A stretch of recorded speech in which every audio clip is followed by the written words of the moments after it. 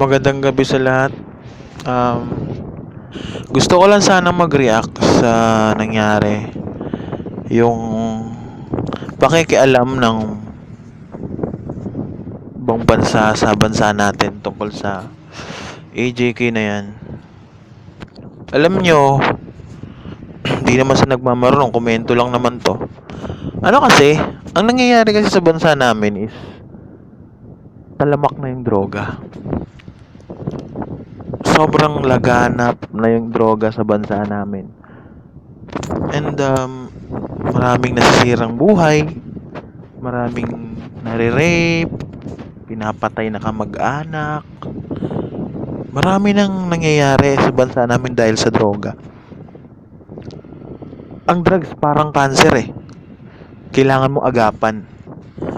Kailangan mong makahanap ng solusyon para mapuksa to. Nagkataon naman, yung presidente namin is yun lang yung tanging niyang solusyon na linisin yung bansa, tanggalin lahat ng mga anumang nagpo-produce ng drugs, mga taong gumagawa nito, mga taong gumagamit. Kahit naman siguro sa ang bansa is meron tayong privacy, no? Parang ano lang yan eh, parang ganito lang yan. Magkumpare tayo. Yung anak mo at yung anak ko is magkakilala. Ganito ang gagawin ko.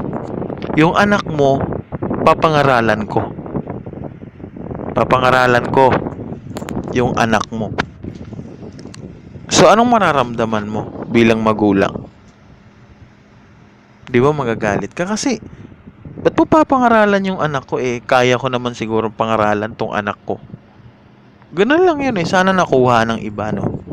Sana magets ng iba yung gusto kong mangyari. Yung presidente kasi namin is wala siyang takot eh. Hindi siya natatakot sa kahit sinong mga estupido na kaya siya binoto ng maraming tao. Kaya siya binoto ng 16 million katao is para maging presidente, para maging leader sa bansa. Oh, eh bakit mo papakialaman yung binoto ng mga tao? Bakit mo pangungunahan yung taong binoto ng mga tao? 'Di ba? O parang anong nangyari na lang binoto namin siya para pangaralan. Hindi yun pwede. Pantay-pantay ho sana. Pantay-pantay ho lahat. Kahit na anong mangyari sa bansa na wala kayong pakialam kasi kaya naman ng presidente namin to eh. 'Di ba? Nagbitaw siya ng salita. Ang gusto lang ng tao is patunayan. Gusto ng tao mapatunayan na ang Pilipinas kaya niyang baguhin, kaya niyang tanggalin lahat ng masasamang tao, lahat ng mga gumagamit ng droga. Kasi yun talaga yung doon siya nakapokus. Doon siya nakapokus sa pagsugpo ng droga. Nakakabuti kasi para sa amin yun eh. Isipin mo kung wala ng droga sa Pilipinas, kung ban na yung droga, hindi na makakapasok kahit sino. Ang ganda ng buhay. Mababawasan yung mga krimen, 'di ba? Talagang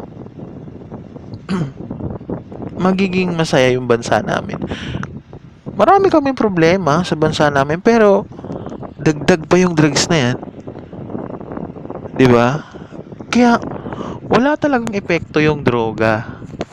Walang epektong maganda ang droga sa tao kahit saan, kahit anong bansa. 'Di ba? Tingnan mo nakaraan, 4 years old bata ni rape, pinatay. Ang gumawa, inamin niya talaga agad.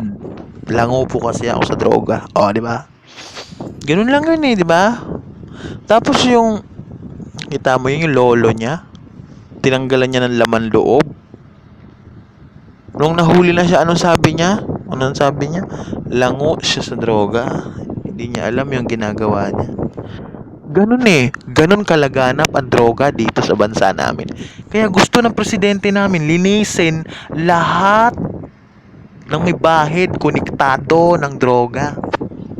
Yun lang yun po. Yun lang po lang talaga. Yun lang po talaga gusto mangyari ng presidente namin. Kasi po, ano eh, ito lang yung paraan na nakakabuti sa bansa namin. Yun lang. Um, Huwag niyo pong kakalimutan mag-subscribe kasi bago lang tong ano ko, YouTube ano ko.